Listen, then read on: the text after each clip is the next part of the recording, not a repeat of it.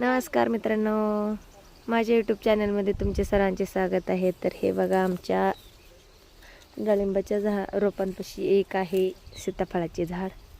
तर त्याला बघा आता एवढी मोठी छान सीताफळ पिकलेले आहेत. तर ते आहे आमचे घर आणि घरासमोरच अशी आमची एक डाळिंबाची बाग आहे.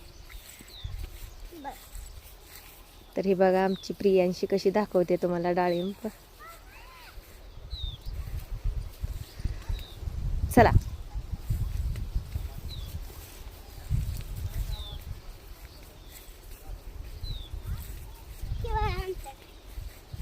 तर प्रियांशी म्हणते हे बघा आमचे रान. तर तुम्ही बघा की आमची डाळिंबाची बाग